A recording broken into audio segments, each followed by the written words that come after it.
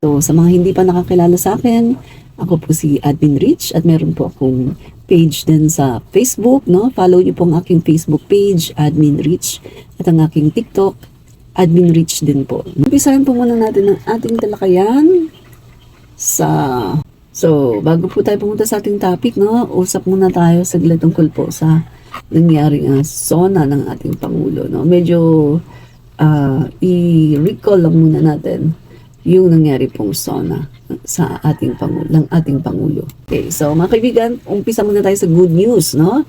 So, ito po mga kaibigan,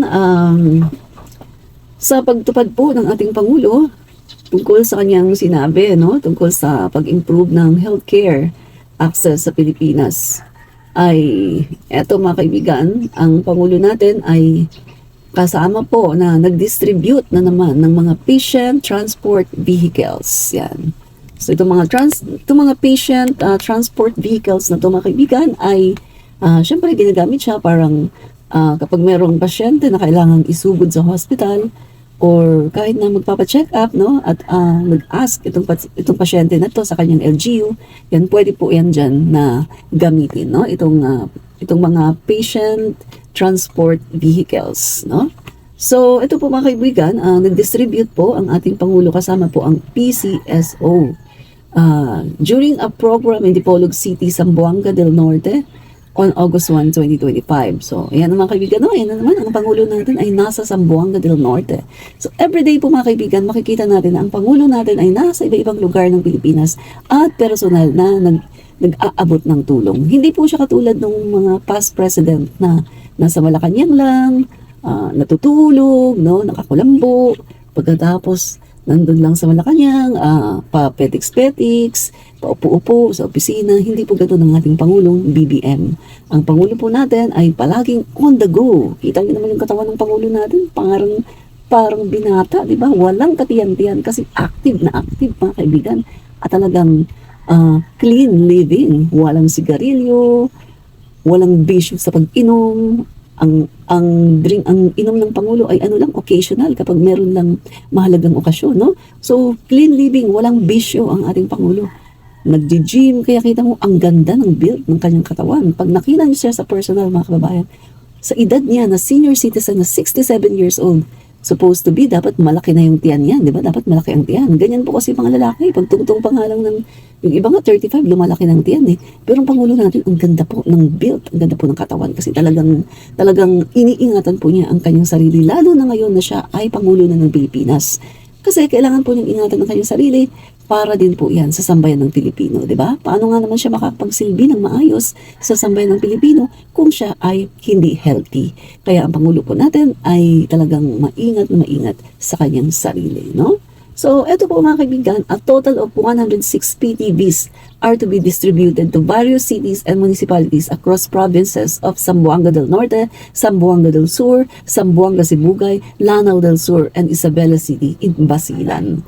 Mga kaibigan, kung maalala nyo, no, mga ilang araw lang ang nakalipas ay nag-distribute ng napakaraming patient transport vehicles ang ating Pangulo. Akala ko tapos na yun mga kababayan kasi sobrang dami, di ba? Pero eto na naman, nag-distribute na naman siya mga kaibigan, no? Sa Zamboanga del Sur, Sibugay, Lanao del Sur, and Isabela City and Basilan.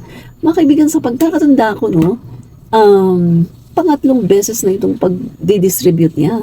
Nung unang beses nakasama po ako noon mga kaibigan nung nag-distribute ang ating Pangulo at napakarami po ng kanyang dinistribute. So kitang-kita natin na tinutupad ng ating Pangulo yung kanyang sinasabi na pag-anin ang buhay ng mga Pilipino at sila ay maging mapalapit, no? Yung kanilang access sa healthcare ay talagang mapabilis at mapagaan mga kaibigan, no? So tuloy tayo. In line with the President's directive, the distribution of PTVs is part of the PCL's Medical Transport Vehicle Donation Program, with aims to provide local government units, LGUs, and hospitals, especially those in vulnerable and disadvantaged communities with much-needed medical transport vehicles. Mga kaibigan, naalala ko ito noon sa isang bagong Pilipinas Servisyo Fair ng ating Pangulo. Nandyan po yung nandyan po nakaupo, no, si Mel Ano ba yan? Sorry po, nakalimutan ko yung nakalimutan ko yung pangalan. Nandyan po yung PCO chairman natin, no? Si Mel. Sorry po, nakalimutan ko yung surname, no? Andyan po siya habang nagsasalita po ang ating Pangulo, no? Habang namimigay ng tulong ng ating Pangulo sa bagong Pilipinas Service Fair. Pagkatapos andyan po si PCSO, no? General Manager Mel Robles. Na-recall ko na, Mel Robles.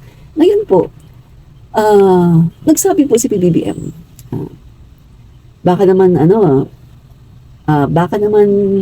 pwedeng mamigay, no? Mamigay na rin ang PCSO ng mga ambulansya. Yun pong parang ganun yung pagkakasabi ng Pangulo natin. No? Pero syempre hindi word by word. Medyo nakalimutan ko na yung eksaktong sinabi ng Pangulo. Pero ganyan po yung ibig sabihin ng Pangulo na kung pwede daw ba or parang lubos-lubosin na ng PCSO ang pagbibigay ng tulong, ay magbigay na rin daw ng mga ambulansya or ng mga sasakyan para sa mga pasyente. At yan mga kaibigan, nagkatotoo kagad, no? Yung sinabi ng Pangulo ay nagkatotoo kagad. At yun nga, namahagi po ng napakaraming patient transport vehicles. At ito mga kaibigan, sa pagkakatanda ko, pangatlong buhos na ito ng patient transport vehicles. Yung unang-una ay nakasama ako, no? So, kitang-kita natin na ang Pangulo natin ay tinutupad po niya ang kanyang mga pangako. Diba? Yan. Napakaganda. So, ito pa mga kaibigan, no? Mag-uumpisa na rin po ang bago matapos yung taon, ang construction ng 32-kilometer Bataan Cavite Interlink Bridge na tatawid sa Manila Bay na magbabawas ng biyahe mula sa 5 oras hanggang sa 45 minuto na lang mula sa Maribeles hanggang sa Naik. Wow, mga kaibigan. So, tuwan-tuwa po nito yung mga taga-Cavite, mga taga-Bataan, mga kaibigan, kasi ito po ay 5 oras no, bago ka makarating dyan. Pero kapag natapos po itong Bataan Cavite Interlink Bridge ay 45 minutes na lang po ang biyahe. Di ba? So, napakagaan na po ito, mga kaibigan. So, ano pa? Yan. Uy, mga kaibigan, may tawag po ang ating Pangulo galing sa German, no? German Chancellor Honorable Friedrich Merz to discuss key areas of cooperation between the Philippines and Germany. Yan. Guys, no? Nakikita natin yan sa panahon ni Pangulong BBM, napakarami pong mga world leaders ang talagang nagkaka-interest na siya ay makausap ng personal at nagkaka-interest na siya ay imbitahin sa kanilang country. Iba po talaga ang ating Pangulong BBM. Yan. Okay. Yan. So, ito pa mga kaibigan, yung pinangako po ng Pangulo, no? Na aayusin ang DepEd, mga kaibigan. So, ayan na nga, mga kaibigan, no? Nagdatingan na ang mga laptop. At yung mga laptop na yan, mga kaibigan, na sinabi ng Pangulo ay binili na walang anomalya sa procurement. Unlike po sa nakaraang administrasyon na napaka-maanomali ang procurement. Biruin mo, low spec, nagahang, old model, tapos napakamahal pa. Samantala ngayon, ang ganda po ng laptop ng ating mga guro, mga kaibigan. Kaya, yung mga galit dyan sa ating Pangulo, ano na, di ba? Kita nyo, ginagawa ng ating Pangulo ang lahat ng kanyang makakaya para matupad ang kanyang mga pangako. Di ba? Yan. Okay. So, mamaya na po muli, no, mga kaibigan, tayo magbibigay ng mga good news, no? So, umpisahan na po natin ang ating pong main topic, no? So, ang pinaka-topic nga po natin, mga kaibigan, ay mga paninira kay speaker. Mga kaibigan, no, hindi po tumitigil, kundi lalo pong dumadami. Dahil ba sa nakita nila na si Speaker Martin Romualdez ay may potensyal, no, na maging Pangulo sa 2028. Makes sense. Yeah. So guys, no? So, dali. Share lang tayo ng konti. Share lang ako ng konti sa group.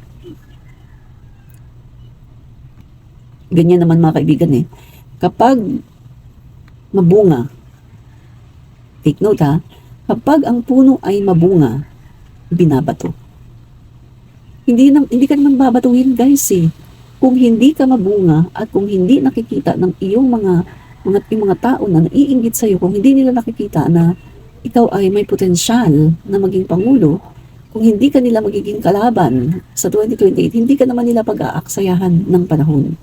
The reason why pinag-aaksayahan nila ng panahon si Speaker Martin ay dahil nakikita nila na napakalakas po ni Speaker. Sinasabi nila madalas na si Speaker daw ay wala daw numero, kesyo mahina daw, wala naman daw makakagusto sa kanya na iboto.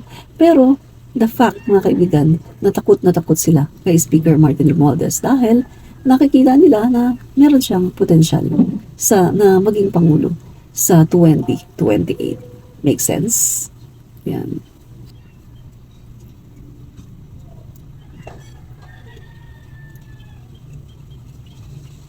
Yan. Okay, so tuloy na po tayo mga kaibigan, no? Okay. Yan. Ito po mga guys. Ito pong mag-ama, no, na Benitez. Ano lang natin pasadahan lang natin to, no?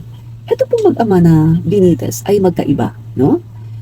Alam naman natin na si Representative Alvi Benitez, mga kaibigan, ay isa rin sa medyo naninira, no? Kung nakikita natin yung kanyang mga posts, yung kanyang mga sinasabi, ay medyo masasabi natin na may paninira sa ating speaker, no? So, tingnan po natin. Ito pong mag-ama, no, na Benitez ay magkaiba. Si Congressman Alvi Benitez, mga kaibigan, ay nagpakilalang independent at patagong dumidiskarte para makasingit sa House leadership. Pero yung kanyang anak naman, na si Representative Javi Benitez, ay buong suporta naman ang ginagawa kay Speaker Martin Romualdez. So, ito mga kababayan, no? Bumoto pabor sa liderato ni Speaker Martin ang kanyang anak na si Javi Benitez. Tingnan nyo guys, kung seryoso talaga si Congressman Alvi Benitez sa kanyang prinsipyo, bakit ni minsan ay hindi niya nakuha ang suporta ng sariling anak? Anong klaseng independent yun? No? So kung titingnan natin. Kasi di ba usually mga kababayan, yung anak, dapat yan talaga yung number one na supporter ng kanyang ama. Pero dito po mga kababayan, ito pong anak ni Alvi Benitez ay kay Speaker Martin Romualdez sumuporta at hindi po sa kanyang tatay. So doon pala mga kaibigan is malaking sampal, di ba? Dahil anak yan supposed to be, susuportahan niya yung tatay niya 100% dahil anak yan. Hindi lang naman kapatid yan, kundi anak. So dapat sinusuportahan niya. Pero dito po ay iba, no? Sinuportahan po ni Congressman Alvi Benitez, sinuportahan po ni Congressman Javi Benitez ang Speaker Martin Romualdez at hindi po ang kanyang ama. Tingnan nga po natin, no, yung ating reference para makita natin. Yan, ito. Ayon po sa Tanyag News, Negros Occidental 3rd District Representative Javier Miguel Javi Benitez voted for Representative Ferdinand Martin Romualdez as the Speaker of the House. Yan. So, kita natin mga kaibigan, no? Yan po, sinuportahan po niya mga kaibigan itong leadership ni Speaker Martin Romualdez. So, kung titingnan natin, parang merong mali, no? Parang may mali. Kasi, kung ikaw ay anak, dapat dito ka na sa tatay mo, di ba? Dapat dyan ka na sa tatay mo. Pero bakit tila hindi mo yata sinusuportahan ang iyong tatay? Di ba? So, yun po guys, no? So, tuloy po natin, mga kababayan. Okay. Okay, tuloy natin, ha? Okay. Alvi abstains. Okay. Wala, at matagong dumidiskarte para makasingit sa House. Yan. So malakas po ang ating audio. Alvi abstains, goes independent, but son, 6 other Negros Occidental representative vote for Romualdez. Yan. 7 Negros Occidental lawmakers voted for the re-election of Representative Martin Romualdez, Leyte 1st District, as Speaker of the 20th House of Representatives, while Bacolod Representative Alfredo Abelardo Benitez abstained. Yeah. So Romualdez, who was unopposed, was re-elected to the House Speakership with 269 votes, while 34 lawmakers abstain. So, tingnan niyo mga kaibigan ha, 269 ang bumoto kay Speaker Martin, 34 ang nag-abstain. So, maaring yung 34 na yan yung mga DDS, no? Kasi syempre, yun lang naman ang hindi boboto kay Speaker DDS lang. So, 34, yan lang po ang kanilang bilang, yung mga DDS, 34 lang po sila. Samantalang ito pong mga sumuporta kay Speaker ay 269. So, ibig po sabihin dito, hindi po nagtagumpay ang 3 taon na paninira ng Vice Presidente sa ating Speaker Martin. Hindi po nagtagumpay ang 3 taon na si Speaker Martin ay siniraan. Talaga ng gusto at siya ay hinihila pababa at ginagawa ng mga fake news. Hindi po nagtagumpay ang Vice Presidente at ang mga DDS sa paninira sa ating Speaker. No? So, yun po. Ganun talaga yon. Kapag maayos ang Speaker, siraan mo man yan, walang mangyayari, di ba? Sirain man nila ng sirain, walang mangyayari dahil ang mga constituent, ang mga kongresista ay alam nila ang totoo kasi sila yung nandyan di ba? So Albi abstains, goes independent, but San and other Negros representative vote for Romualdez. Yan. Di ba? Okay. Tingnan naman natin itong Rappler. Tingnan natin ang sinasabi dito. Yan. Closer look, the problem with Albi Benitez. Yan. Yan, tingnan natin na. Early morning on May 31, Victoria City Mayor and incoming Negros Occidental 3rd District Representative Javi Benitez posted an appeal on his Facebook page. It's a cry of pain, familiar with any child forced to endure a world looking on and commenting a celebrity parents feud. Javi, a reserved, polite, and a very deliberate young man, brought up with all the burdens of legacy, went beyond the public to move on from gossips and paid drama. No? So his prayer for his parents to come to an understanding came with a December 2023 photo of a smiling family of 4. He and his sister Bettina flanking his father Albi and mother Nikki. No? So 2 months after they posted for that family portrait, news broke out of the 58-year-old Albi, mayor of Bacolod City, and its incoming representative having an affair with young actress, enough to be his daughter. Yan. So, mga kaibigan, no? Javi's latest social media post came 2 days after the leak of Nikki's anti-violence against women and their children act, VAUSI, complaint against Albi. No? So, aside from this recent case of infidelity, she claimed a long history of emotional and psychological abuse, capped by his alleged withholding of a court-approved monthly financial support of 200,000, her restricted access to conjugal assets, and his effort to exert control over our personal and financial autonomy. So, may problema siya, no? Mga kaibigan. Itong si Albi Benitez ay naakusahan ng kanyang sariling asawa, no? Infidelity, ng pang-aabuso, no? Emotional, at etc. No? So, eto mga kaibigan, kaya ba siya ganito? Kaya ba siya ganito mga kaibigan? Dahil hindi maayos, no, yung kanyang buhay, no? For one, Albi is potential replacement for House Speaker Martin Romualdez, one of his confidants told Rappler, no? So, yun po ngayon ang problem, mga kaibigan. Bago ka mag-aspire na maging House Speaker, ayusin mo muna ang iyong pamilya. Kung ang iyong pamilya ay hindi mo maayos, paano mo nalang aayusin ang House of the Representative? So, ganun po yan Di ba? Katulad na lang ng past president, si Duterte. Ito mga kaibigan Open secret yan, di ba? Nagkahiwalay sila sa asawa niya, no? Yung original ng asawa. Nag-annul sila.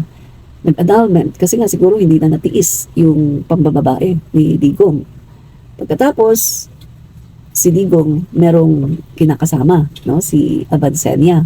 Kinakasama kasi hindi po niya pinakasalan. Ngayon, habang meron siyang kinakasama, ay meron po siyang girlfriends, kabi-kabilaan. So, nangyari po yung kanyang mga original na anak, doon sa kanyang asawa na pinakasalan, no? Ay merong malaking galit sa kanilang tatay. Lately lang naman po nila napatawad ang tatay nila ng totally. Nung may nangyari lang, no? Yung may nangyari kay Sara Duterte sa confidential funds. Doon lang sila talaga nagkaroon ng bonding ng tatay niya kasi parang nagpatulong siya. At eto, nung napunta sa ICC ang tatay niya, doon lang sila nagkaroon ng talagang relasyon. No? Si Sara mismo nagsabi niya na nung napunta sa ICC ang tatay niya, doon lang sila nagkaroon ng relasyon mag-aama. No? Kasi nga matagal na nag-harbor sila ng bitterness, ng galit sa tatay nila dahil pinabayaan, no? Yung pamilya, yung kabi-kabila, yung mga kabit, yung mga girlfriend, kabi-kabila. So ito ngayon mga kaibigan, tingnan mo ang nangyari sa Pilipinas. Ang Pilipinas, di ba, nung hinawakan ni Digong, ang Pilipinas po ay lumubog. Ang Pilipinas po ay nabaon sa utang. Ang Pilipinas ay nasa kadiliman. Kabi-kabilang patayan. Di ba? Kabi-kabilang patayan. Hindi tamang COVID-19 response. Maraming injustices, mga human rights violations. Hindi tamang pagpapatupad ng mga batas, no? Walang paggalang sa batas. At ang Pilipinas, hindi po lumago, no? Sa ekonomiya, hindi natugunan yung mga problema sa korupsyon, lalo pang naging corrupt ang Pilipinas sa panahon ni Digong. Kaya nga siya, di ba, siya yung, nung 2017, siya yung nanalo. Siya yung pinili, the most corrupt person of the year in 2017. International yan, international award yan. The most corrupt person of the year in 2017, Rodrigo Duterte. So, yan po mga kaibigan ang nangyari, no, sa panahon po ni Digong. Kasi nga, hindi maayos yung kanyang pamilya. Diba? Eh, bago mo ayusin ang Pilipinas, bago mo ayusin ang bansa, o bago mo ayusin ang isang institusyon, ayusin mo muna ang pamilya mo. Kaya nga, hindi maganda, no, na maghalal ng Pangulo ng Pilipinas na magulo ang pamilya. Na pamilya nga lang, hindi maayos eh. Diba? Tingnan mo nangyari din sa panahon ni dating Pangulong Era. O, diba? Pamilya niya, ano din dysfunctional din yung pamilya niya. May asawa, merong iba, pagkatapos may mga girlfriends. O. So, bago mo ayusin ang bansa, dapat ayusin mo muna ang family mo. So, katulad din po ito ngayon, no, kay Albi Benitez. Bago siya maghangad para maging House Speaker, dapat ayusin niya muna ang kanyang family. Kasi, paano mo nga naman pamumunuan, paano mo pagagandahin ang isang institusyon na katulad ng House of the Representative kung mismong pamilya mo hindi mo maayos? Make sense, mga kaibigan? Kailangan ayusin mo muna ang pamilya mo, ayusin mo muna yung sarili mo bago mo ayusin at pamahalaan ang isang institusyon. Yun lang po mga kaibigan. Amir Ruzul, hello Ma'am Admin Rich, have a blessed day. Maraming salamat, Amir Ruzul. Yeah. Ganyan lang yan mga kaibigan, no? Kaya ito po, kay Albi Benitez na isa rin sa nag-aambisyon mga kaibigan, ay bago po siya mag-ambisyon, kailangan ayusin niya muna ang kanyang family. Yan. So, mukhang hindi prinsipyo kung practicalidad yung sasabihin natin, no, mga kaibigan.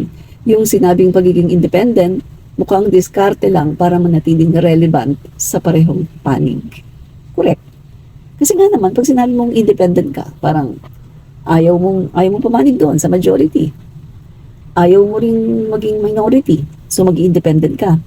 Parang ano yan mga kaibigan, lumalagay ka sa gitna.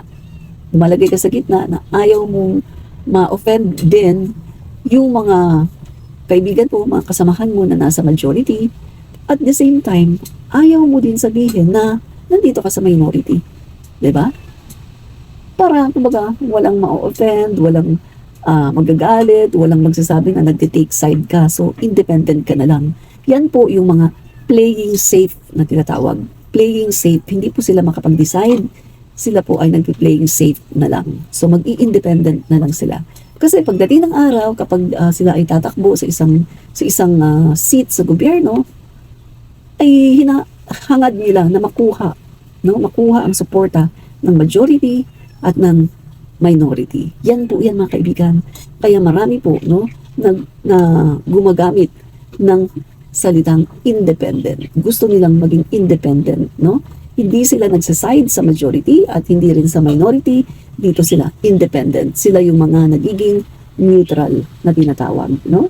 So, obvious no yung game plan. Game plan na to ay isang obvious na obvious. Para sa mga majority, no, mga kaibigan, at para sa mga oposisyon, gusto ng access sa parehong benepisyo, mga kaibigan, no? So, itong sinasabi ni Albi Benitez na suportado daw niya, no, ang ating Pangulo, pero kinakalaban naman si Speaker Martin Romualdez na suportado ng presidential son na si Sandro Marcos. So, meaning mga kaibigan, may basbas ng palasyo ang pagsuporta kay Speaker. So, kung titingnan natin, no, mukhang walang logic yung sinasabi ni Albi Benitez na sinusuportahan niya ang ating Pangulo, pero kinakalaban niya si Speaker. Si Speaker Martin na pinsan ng Pangulo, Speaker of the House, taga-suporta ng ating Pangulo, tagapagtanggol ng ating Pangulo sa lahat ng mga naninira, no, sa ating Pangulo. At si Speaker din ang tinatawag nating shield. Kaya ang Pangulo natin ay hanggang ngayon ay nasa katungkulan pa dahil nakita naman natin napakaraming mga destabilization plot na gustong gawin para sa ating Pangulo at gustong umpisahan sa Kongreso sa pamagitan ng pagpapatalsik kay Speaker Martin at pag-i-install kay Gloria Macapagal Arroyo at pagkatapos ay gagawan ng mga gawagawang kaso ng impeachment si PBBM para ipa-impeach at para iupo ang kanilang vice-presidente at gawin itong Pangulo. So lahat po yan ay naging failure.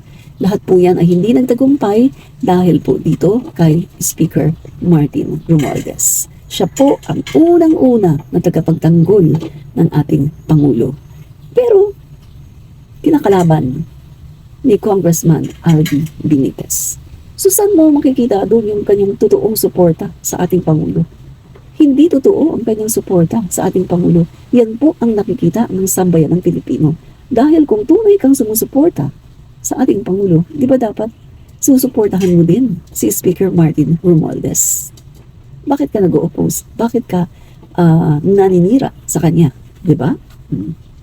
Yung mga kaibigan, no? Yan. Tingnan po natin itong isang article.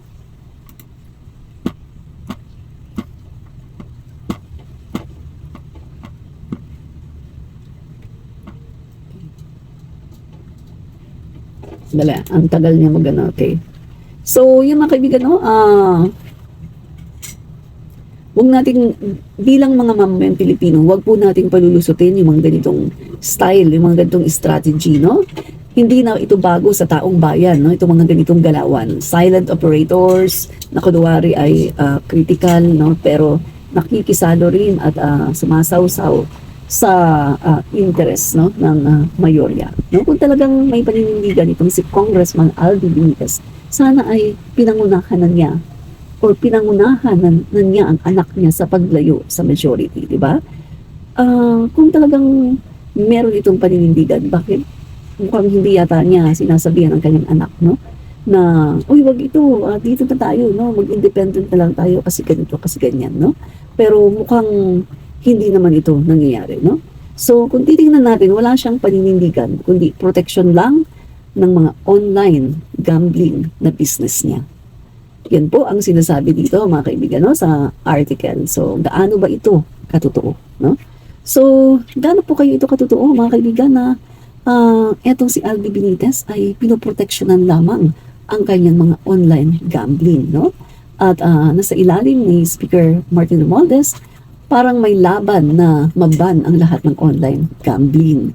Kaya eto ba ang dahilan kaya siya umu-oppose dito kay Speaker? Dahil kay Speaker Martin Romualdez ay maaring maaring totally maban ang mga online gambling na negosyo nitong si Kong Albi. So nagtatanong lang tayo dito mga kababayan ha, kung totoo ba ito ha? Totoo ba ito? No? Nagtatanong po tayo. Ito pa. Tingnan natin na.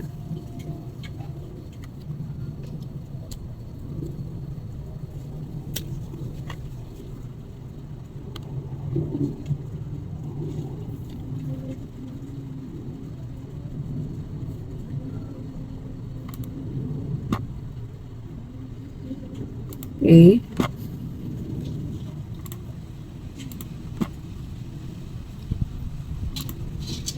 Yan. Ito, tingnan natin yung sinasabi ng politiko. Albi Benitez gets PH first online bingo license. Yan. So, siya pala yung, mga kaibigan sa bingo, no? Unang lisensya ng online bingo ay nakuha pala ni Albi Benitez. Leisure and Resort World Corporation of billionaire Albi Benitez is hoping to reignite the fun of bingo playing through its new gaming brand, Bingo Plus. LRWC subsidiary AB Leisure Exponent Incorporation has obtained the first online traditional bingo OTB license from the state-run Philippine Amusement and Gaming Corporation, further expanding its offerings. This new gaming platform lets you play bingo anywhere, anytime you want, as it can be accessed online via streaming. So yun po pala ang kanyang sugal, online gambling, mga kaibigan, ang kanyang business, no? Online gambling. So, ito ba ang dahilan kung bakit tila kinakalaban niya si Speaker Martin at gusto niyang palitan? Dahil ba sa natatakot siya? Nagtatanong lang tayo, dahil ba sa natatakot siya? Dahil ba sa alam niya na sa pamumuno ni Speaker Martin na napaka-straight, mga kaibigan, ng kanyang mga polisiya, ay maaari nga naman na maban totally ang online gambling. Paano na nga naman ang negosyo?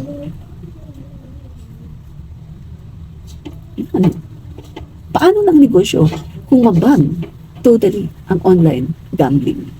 Diba? So, yun po mga kaibigan sa panahon po ngayon, kailangan ng tapang at linaw. Hindi pwedeng doble kara. No? Kung leader ka, kailangan malinaw ang posisyon mo sa buhay mo. No? Si Speaker Martin Romualdez po, malinaw ang direksyon at consistent ang kanyang liderato. Kung ang iba ay pilit sumasakay lang sa agos habang kunwaring kontra, baka hindi pagiging independent yan. Baka pagiging opportunista lang. Di ba? Si Speaker pa rin, no? Si Speaker Martin Romualdez pa rin, mga kaibigan, ang nakakuha ng buong tiwala ng Pangulo at ng mga kongresista, no? Okay. Si Speaker pa rin, mga kaibigan, dahil may tiwala ang Pangulo sa kanya. Bukod pa riyan, tumaas ang rating ni Speaker na nakikinabang din kahit mga oposisyon sa Kongreso. May aksyon at may trabaho si Speaker at yan ang hindi kayang tapatan ng mga kontra sa kanya. Diba? Guys, Duke Frasco, Toby Tiangco, Albi Benitez, lahat yun, wala silang kakayanan para tapatan ang skills, ang kakayanan, ang talino, at ang credential at kung paano magtrabaho si Speaker Martin. In short, hindi po nila matatapatan yung mga qualifications, no, ni Speaker Martin Romualdez, yung mga credential at yung mga na-attain, yung mga na-achieve ni Speaker Martin ay hindi po nila kayang tapatan. Diba? Yun po yun. Romualdez trust rating surge, proof of performance, not press release. Yan. So yan guys yung pagkakaroon po, no? Yung pagkakakuha ni Speaker Martin Romualdez ng 57% na performance rating na nag-increase ng 4% mga kaibigan, no? At yung kanya namang performance rating ay tumaas naman, naging 59% ayon po sa Okta Research, no? These numbers are not just statistical gains, they reflect how Speaker Romualdez' leadership of the House of Representatives is being felt on the ground. Nararamdaman po, no? Nararamdaman po mga kaibigan, ang speakership, ang leadership ni Speaker Martin. Garin noted that Romualdez' trust rating was highest in the Visayas at 66%, followed by 62% in the rest of Luzon and 59% in Metro Manila. So pinakamataas po pala ng si Speaker sa Visayas, 66%. At sumunod naman mga kaibigan ay sa Luzon, 62% at 59% naman sa Metro Manila. No? Yan. So kita natin mga kaibigan, no? The lawmaker noted that among the poorest Filipinos in Class E, Romualdez posted a 61% trust rating and 63% performance rating. Kita mo? Oh. Ito yung Class E, no? The poorest, mga kaibigan. Binigyan si Speaker Martin ng rating ng the poorest of the poor ng 61% trust rating at 63% performance rating. Ibig sabihin lang nito mga kaibigan, nararamdaman ng mga common Pilipino, nararamdaman ng mga tao, ng mga nasa laylayan na si Speaker Martin ay talagang sincere sa pagtulong dahil sila po ay mismo nakakaranas ng tulong ni Speaker. Diba? Lou, hi ate, pa shout out po ako. Hello, shout out sa iyo, Lou. Maraming salamat sa panonood, no? Okay. Kaya mga kaibigan, no, yung mga nagcha-challenge po dito kay Speaker Martin Romualdez para maging sila ay maging House Speaker, sila po lahat ay hindi nagtagumpay, diba? Hindi po sila nagtagumpay, mga kaibigan, no?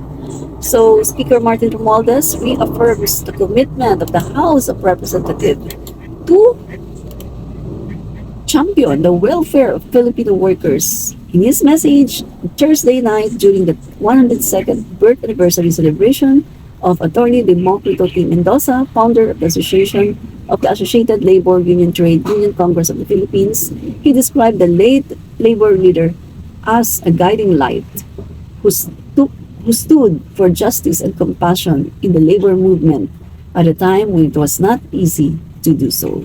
Yan. Po mga kaibigan, no? Yan.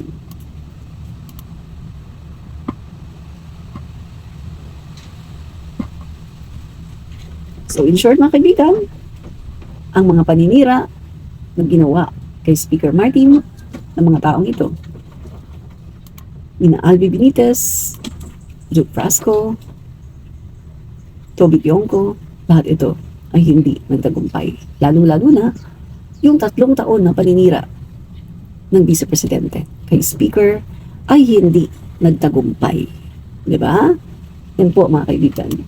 So, hindi talaga magtatagumpay ang Vice kasi nakikita ng mga tao na siya ay greedy, matakaw sa kapangyarihan. Biruin mo, pababain ang isang pangulo na hindi pa nga natatapos. Saan ka nakakita ng ganun?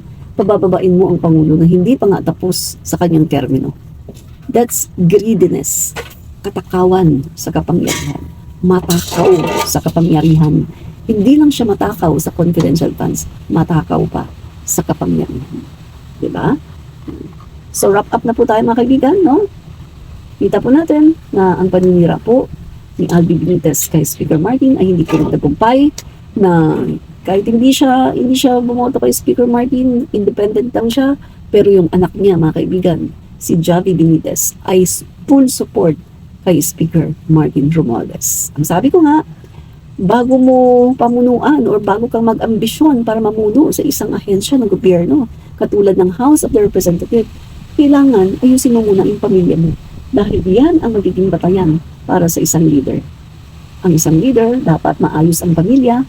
Pag maayos ang pamilya mo, maayos mong mapapamunuan ang ahensya na inaasam mo.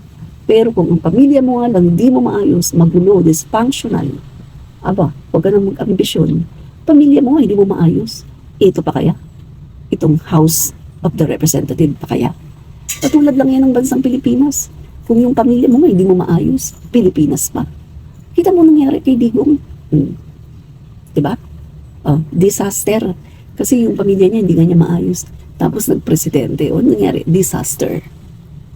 Miyu, maraming salamat Miyu, no, sa panunood. Thank you very much sa panunood, no. Yan.